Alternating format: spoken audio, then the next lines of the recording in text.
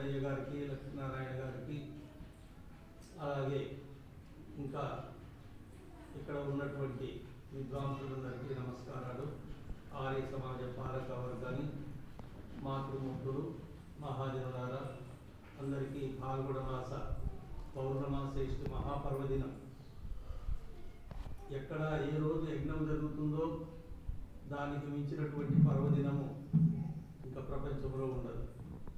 ఇది బాగా గుర్తుంచుకోవాలని చెప్తూ ఉంటాను నేను. కానీ ఎక్కడైతే పరమేశ్వరుని గురించి, పరమేశ్వరుని దివ్య నామమైనటువంటి ఓంకార ప్రశస్తాన్ని గురించి ఎక్కడ దాన్ని అభ్యాసం చేయిస్తారో, అట్లాగే ఆ భగవంతుని గురించి వర్ణిస్తారు, ఆ భగవంతుని సృష్టిని గురించి మనకు విచిత్రమైనటువంటి వర్ణనలన్నీ వర్ణిస్తూ వినిపిస్తూ మైమరిపింపజేసేటువంటి విద్వాంసులు ఉన్నారు. కాబట్టి ఇది మహాపర్వదినము. ఇట్టి పర్వదినం అందరికీ కూడా లభింపదు. దీని సందర్భంగా అందరికీ నమస్కారాలు చెప్తూ, పరమేశ్వరుడు మానవులకు సృష్టి ద్వారా అనేకమైనటువంటి సుఖాలను, ఆ సుఖాలను కలిగించేటువంటి సాధనాలు, అట్లాగే పదార్థాలను, దాన్ని అనుభవించేటువంటి ఇంద్రియాలను, బుద్ధి, మనస్సు, ఇవన్నీ కూడా మనకి ఇచ్చి ఉన్నాడు. అట్లాగే వేదములు 4 కాండములుగా చెప్పబడతాయి. కానీ దానిలో మనకు కర్మకాండ లేనిదే జ్ఞానం కూడా లభించదు. కర్మ చేయనిది విద్య, అట్లాగే జ్ఞానము, అభ్యాసము ఏది కూడా సిద్ధించదు అన్నమాట. కాబట్టి ఈ కర్మకాండలో క్రియలు ప్రధానంగా ఉంటాయి. ఏది క్రియలు, ఏదైతే వేదమునందు చెప్పబడి ఉన్నవో ఇది చెయ్యి, ఇది చేయి అని ఉందో అది కర్మ. మనకు వేదంలో ఏది చేయబడి ఉంది? ప్రప్రథమంగా ఏముంది?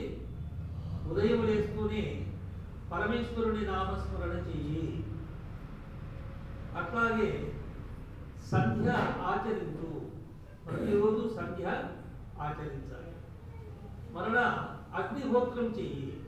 ఇవి మానవ జీవితానికి చాలా మూలాధారాలు అన్నమాట. సంధ్యాగ్నిహోత్రములు మన దినచర్యలో ఇవి చాలా ప్రధానం. ఇవి అయిన తరువాతనే పంచమహాయజ్ఞాలు. అట్లాగా ఇవన్నీ కూడా కర్మకాండలోకి వస్తాయి. కర్మ చాలా ప్రధానమైనటువంటిది. కర్మ లేనిది మానవుడు తన ఆకలిని తెచ్చుకోలేడు, ఆకలి దప్పికలను, అట్లాగే సుఖాన్ని పొందలేడు, ఆరోగ్యాన్ని పొందలేడు, ప్రతిదీ కూడా ఏది పొందలేడు. అట్లాగే ఈ అభ్యుదయ ప్రాపంచిక సుఖాలు పొందాలన్నా, అనుభవించాలన్నా కర్మ మూలం. జ్ఞానం మూలమే. కర్మ లేని జ్ఞానము, జ్ఞానము లేని కర్మ ఎక్కడా ఉండదు. కాబట్టి అట్లాగే మోక్షాన్ని పొందాలన్నా కూడా కర్మ అవసరం. అయితే ఏ కర్మ? వేదమునందు చెప్పబడినటువంటి కర్మలు, అవి చాలా ప్రధానమైనటువంటివి.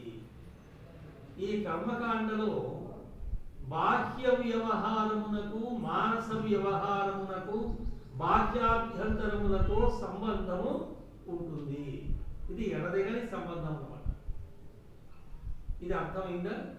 బాహ్య వ్యవహారములకు, బయట వ్యవహారములకు, మానసిక వ్యవహారములకు, బాహ్య అభ్యంతరములతో సంబంధం ఉంటుంది. ఈ సంబంధముతో, ఈ సంబంధాలు అనేక విధాలు, అన్నీ ఇన్ని కాదు. కానీ దీన్ని మనకు 2 విధాలుగా చెప్పారు మహర్షులు అన్నమాట. బాగా అర్థం చేసుకొని దాంట్లో మనం ఉత్తీర్ణత పొందడానికి. ఒకటి పరమార్థ సిద్ధి. ప్రప్రథమంగా పరమార్థ సిద్ధి చెప్పారు. దాని పేరే పరమ ప్లస్ అర్థ. పరమార్థము. ఇంకా ప్రపంచంలో దానికంటే గొప్పమైనటువంటి అర్థము, పదార్థము, సుఖము ఏది లేదు. యావత్ క్రియానిష్టం జ్ఞానం నభవతి నైవ తావత్ మహత్ సుఖం సంజాయతే నహి మనుష్యాణం పరమాత్మ విజ్ఞానేన వినా సత్య సుఖం సాంసారిక సుఖం చ భవితుమర్హతి.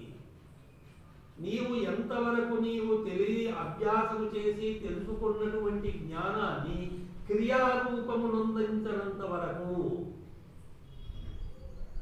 దాని కార్యరూపములో దాన్ని నీవు ప్రవేశపెట్టనంత వరకు నీకు సుఖము లభించదు.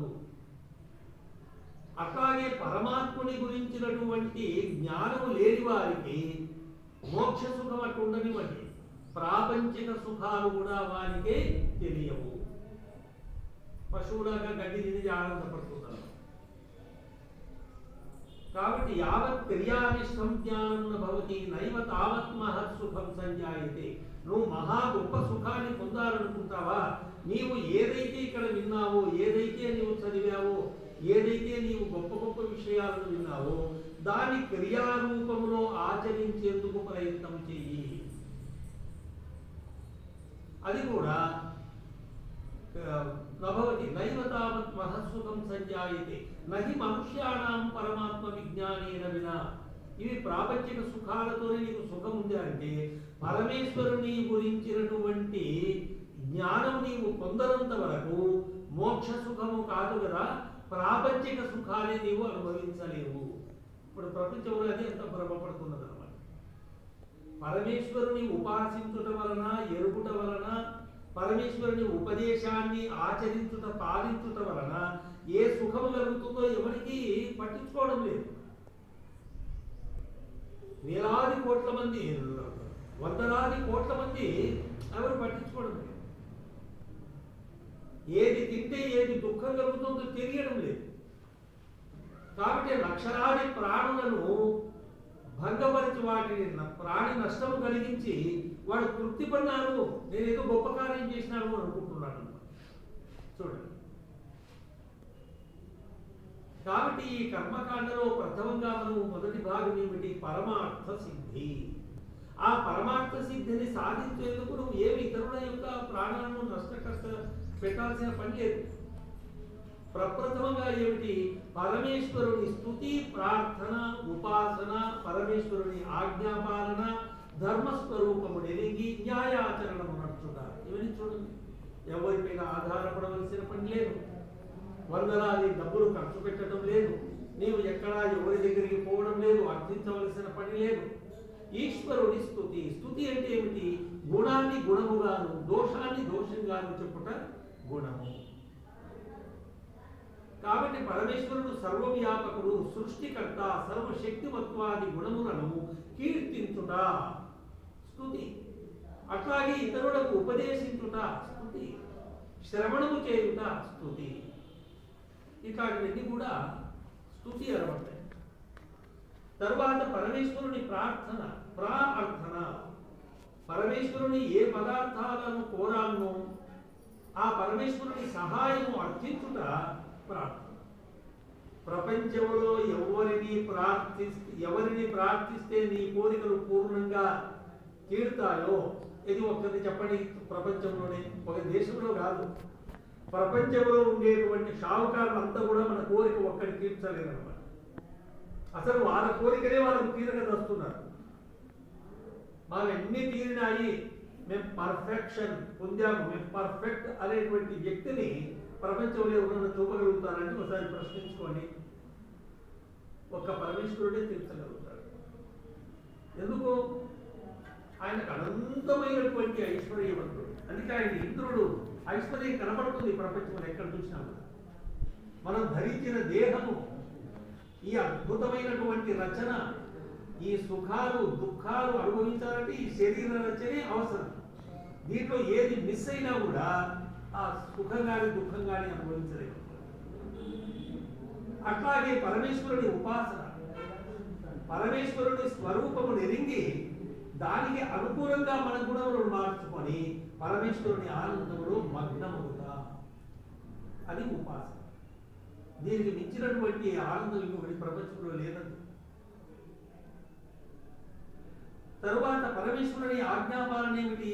ఉత్తమ కీర్తికి హేతువులైనటువంటి సత్యభాషణాది క్రియలను, ధర్మములను ఆచరించుట. ఆజ్ఞాపాలన. యజ్ఞము చేయి, యజ్ఞం చేశారు చూడు ఎంత ఆనందంగా ఉంటుందో, ఎంత ఆరోగ్యం కలుగుతుందో. అట్లాగే వారు చేసినటువంటి పాపముతో కూడినటువంటి కాలుష్యం అంతా ఇటువంటి యజ్ఞాలతో ఇదంతా కూడా ప్యూరిఫై, శుద్ధి చేసుకుంటారు. కాబట్టి పరమేశ్వరుని ఆజ్ఞలు, సత్యభాషణాదులైన ఆజ్ఞలను పాలించుట. ధర్మం అంటే ఏమిటో ఎరగాలి. ధర్మస్వరూపం అంటే ఏమిటి? సత్యము మాట్లాడటము, సత్యము చెప్పటము, సత్యమును అంగీకరించటము, సత్యాన్నే బోధించటము. అసత్యము చెప్పకూడదు, అసత్యమును అంగీకరించకూడదు, అట్లాగే అసత్యాన్ని ఆచరించకూడదు. ఇది సత్యం అంటే.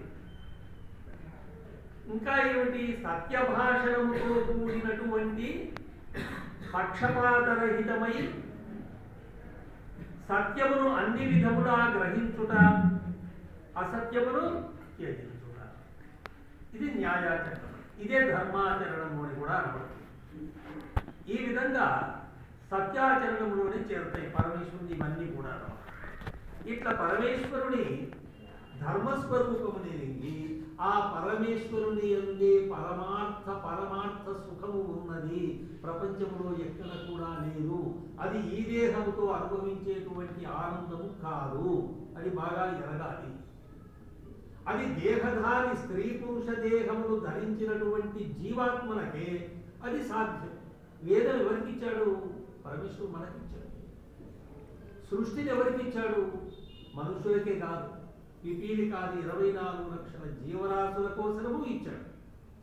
ఎందుకంటే అవి పరిణామ క్రమంలో మానవ శరీరాన్ని పొంది అవి కూడా వేదమును అధ్యయనము చేసి ఇట్లా పరోపకారం భూతమైనటువంటి యజ్ఞయాగాదులు చేసి అవి కూడా ధర్మార్థ కామ మోక్షాలను సాధించాలి. పరమేశ్వరుడు అందరికీ అమ్మ, అమ్మలకు అమ్మ కాబట్టి పెద్దమ్మ పరమేశ్వరుడు. సా యా మానయతి సా మాత. ఎవరైతే మాన్యతనిస్తారో మనకు అది మాత, పరమేశ్వరుడు మాత. కాబట్టి ఇంకా రెండవది ఏమిటి? రెండవ మార్గము. దీని వలన మానవుడి పరమార్థ సిద్ధిని సంపాదించడం వలన మానవుడు ఏమవుతాడు? మోక్ష ప్రాప్తికి ప్రవృత్తుడవుతాడు.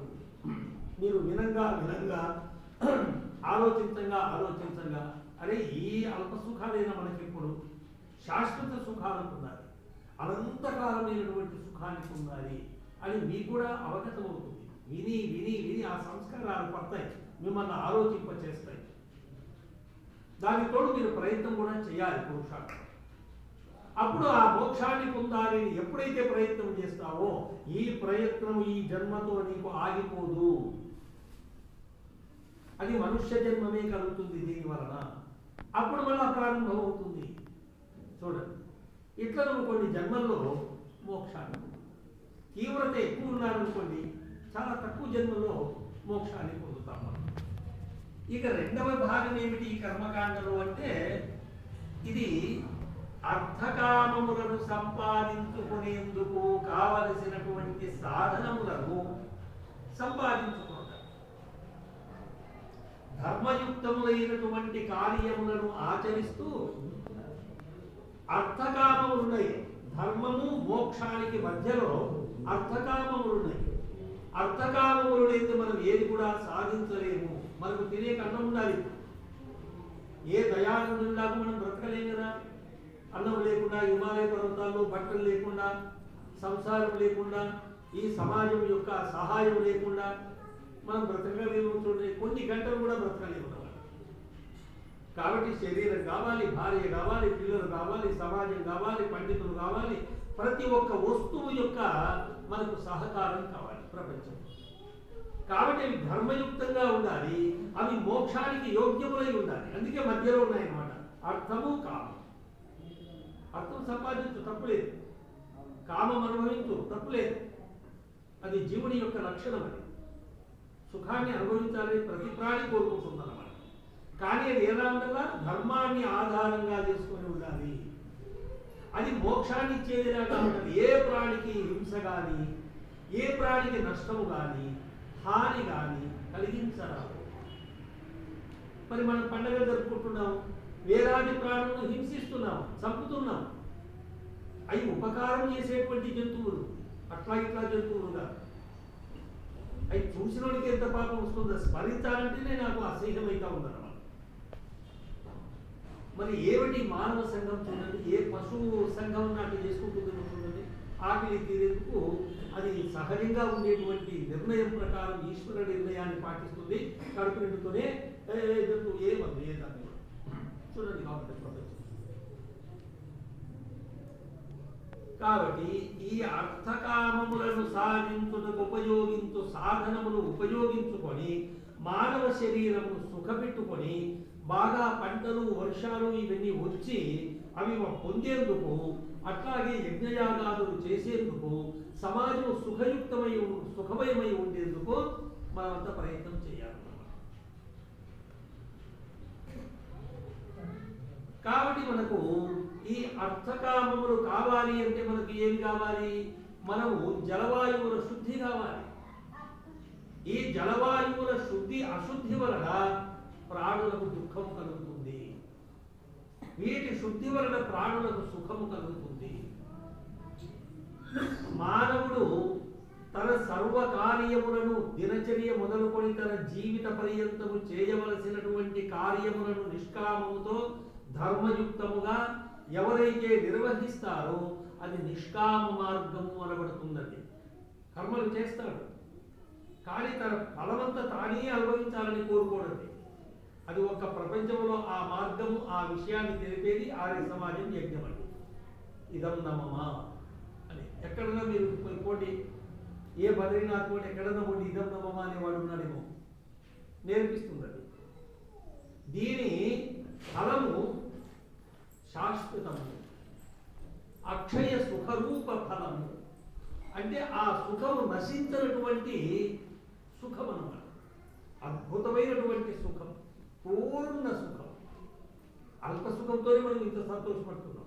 పూర్ణ సుఖం ప్రతిదీ నిద్రలో మనం అనుభవిస్తున్నాం. కానీ అజ్ఞానులం కాబట్టి ఆ అనుభవించింది పూర్తిగా మనం చెప్పలేకపోతున్నాం. అది నిజంగా సుఖం కాబట్టి బాగా ఉంది, హాయిగా ఉంది అంటున్నాం. కాబట్టి ముఖ్యంగా ఈ ప్రపంచంలో ఉండేటువంటి పంచభూతాల శుద్ధి, మన మనోశుద్ధి, సమస్తమైనటువంటి పదార్థాల శుద్ధి, వ్యావహారిక శుద్ధి, ఇవన్నీ జరగాలి అంటే ముఖ్యంగా ఈ వాతావరణం అంతా శుద్ధి కావాలి. జలవాయువుల శుద్ధి కొరకు ముఖ్యముగా 4 విధములైనటువంటి పదార్థములతో యజ్ఞం ఆచరించాలి. అంటే మిగతా పనులు చేసుకోకూడదని కాదండి. ఇక్కడ మీ పనులన్నీ కూడా న్యాయయుక్తముగా, పక్షపాతరహితంగా, ఇతరులకు హాని కలిగించనిదై, నీకు వారికి సుఖం కలిగించేదై ఉండాలి. ఏ పనిలో కానీ మనం చేసే డ్యూటీలు అన్నీ కూడా. నాకు ఎవడైనా ఒక 10,000 ఇస్తారు, 1,00,000 రూపాయలు ఇస్తారు, ఈ విగ్రహారాధన మంచిది, జాతర మంచిదని చెప్పండి అనమనండి. అట్లా ఒకవేళ చెప్పితనుకోండి, నేను ప్రలోభపడి నేను సర్వనాశనం అయిపోతాను. ఎందుకు? ఇతర ప్రాణులకు అది అధర్మము బోధించబడింది అన్నమాట. కాబట్టి తెలిసిన వాడు అధర్మము బోధించే ఎంతటి దుఃఖము కలుగుతుందో, ఈ భూమండలాన్ని ఎంత ఇచ్చినా కూడా ఇంత కూడా వారికి ఆ నష్టంతో సమానం కాదు. కానీ ఇక్కడ నేను సుఖం కలగకపోతే కదా ఈశ్వరుడు, నువ్వు సుఖం నా ఉపదేశాన్ని పాలించునైనా నీకు అనంతమైన సుఖాన్ని ఇస్తానంటున్నాడు.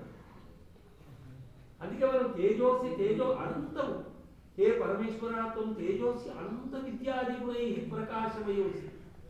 అనంతమైనటువంటి విద్య, అనంతమైనటువంటి ప్రకాశము, అనంతమైనటువంటి ఐశ్వర్యము ప్రపంచంలో ఎవరికి ఉందండి? అందరికీ లెక్కాచారంగా ఉంది. ఇన్ని కోట్ల లక్షలు ఇంత, లేకపోతే వాడిని ఎప్పుడే పట్టుకొని దాంట్లో ట్యాక్స్ వాడు జైలు వేయడం. అరే పరమేశ్వరుడు అనంతంగా ఇచ్చాడు, తీసుకో, నువ్వు చెయ్యి, నువ్వు అనుభవించు. అది ఇచ్చేవాడు ఏ సాధనం ఆ సృష్టిలో అలా పెట్టాడు భగవంతుడు. నువ్వు ముక్కుతో పీలుస్తావు, మంచిని పీలుస్తావు, పూర్ణ 100% అంటే 100% నీకు ఫలితం వస్తుంది.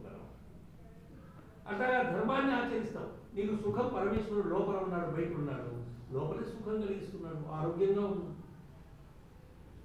కాబట్టి ఆ 4 విధములైనటువంటి పదార్థాలు ఏమిటి అంటే, మొదటిది తీపి పదార్థము, మధుర పదార్థము అంటే తేనె, బెల్లము, పునరు. ఇంకా రెండవది ఏంటి? సుగంధ పదార్థాలు, కుంకుమ పువ్వు, కస్తూరి, జాజికాయి, జాపత్రి, ఇలా ఎన్నో ఉన్నాయి మొదలవుతుంది. మూడవది ఏమిటి? బలమునిచ్చేటువంటి పదార్థాలు, పుష్టినిచ్చేటువంటి వస్తువులు. ఏమిటి అవి? నెయ్యి, పాలు, అన్నము ఇటువంటి. నాలుగవ పదార్థం ఏమిటి? రోగనాశక పదార్థాలు. అమృత సోమలతాది అమృత రసం అన్నమాట. కాబట్టి ఈ నాలుగింటితో సంవత్సరము మనం జీవించి ఉన్నంత వరకు యజ్ఞం చేయవచ్చు. ఋతువులకు సంబంధించింది వేరు. ఈ విధంగా చేస్తేనే మన గృహము స్వర్గం అవుతుంది, మన పేట స్వర్గం అవుతుంది. అట్లా 10 మంది విని 10 మంది చేసిననుకో ఈ మండలం అంతా కూడా స్వర్గం అయిపోతుంది. అందుకే స్వర్గకాము యజేత అని పరమేశ్వరుడు మనకు వేదము ద్వారా చెప్తున్నాడు. నువ్వు సుఖాన్ని అభిలషిస్తున్నావా? యజ్ఞం చెయ్యి. చూడండి, ఇప్పుడు ఈ చేసిన కాలుష్యం పోవాలి అంటే 1,00,000 రూపాయలు పెట్టి యజ్ఞం చేస్తే చాలండి, ఈ జిల్లా అంతా పవిత్రమైపోతుంది అన్నమాట. కానీ మీరు ఎన్ని కోట్లు ఖర్చు అయ్యాయో చూడండి నిన్న జరిగినవి. పోనీ అది ఒకరికన్నా విద్వాంసులకు, సద్బ్రాహ్మణులకు, ఉత్తములైనటువంటి విద్వాంసులకు, సదాచార పరులకు ఇది ఏమైనా సమ్మతం అనిపించిందా? 10,000 మందికి ఏదైతే సుఖమిది అని చెప్తాడో అది సత్యం కాదు. సత్యం తెలిసినటువంటి వాడు అది తప్పు అని చెప్తాడు. వీని మాట కరెక్ట్. ఏకోపి వేద విద్ధర్మం, వేద విద్వాంసుడు, వేద ధర్మమును ఎరిగినటువంటి విద్వాంసుడు 10,000 మంది చెప్పినటువంటి అబద్ధము వీని మాటకు సమానం కాదు కదా. అది అసలు శబ్దమే కాదు, వాడు చెప్పింది ధర్మమే కాదు. 10,000 మంది ధర్మమని చెప్పినటువంటి వాక్యములు ఒక్క విద్వాంసుడు, వేద విద్వాంసుడు చెప్పినటువంటి వాక్యానికి, ధర్మానికి సమానములు ఎన్నడూ కావు. చూడు, కాబట్టి ఈ 4 విధములైనటువంటి పదార్థాలను సేకరించి, సంపాదించి, సంస్కరించి, శుద్ధి చేసి వారిని తగిన పరిమాణములలో కలుపుకొని, శుద్ధి చేయకుండా చేయరాదు, అవి కలిపి యుక్తిపూర్వకముగా అంటే ఒక పద్ధతి ప్రకారముగా దానిని అగ్నిలో హోమము చేయుట వలన వాయువు, జలము, సూర్యకిరణాలు, భూమి, మన మనస్సు అన్ని కూడా శుద్ధములవుతాయి. దీని వలన ప్రపంచానికి ఉపకారం కలుగుతుంది. దాని వలన చేసిన వారికి, చేయించిన వారికి, సహకరించిన వారికి, చూసిన వారికి, చూడకుండా పర్వాలేదు ఇది చాలా ఉత్తమమైందని అంగీకరించేటువంటి వారికే కాదు పరమ మూర్ఖుని కూడా సుఖం కలుగుతుంది. చెరుకు రసము ఎవరి నోట పోసినా తీపే కలుగుతుందండి. దాని స్వభావం అటువంటిది.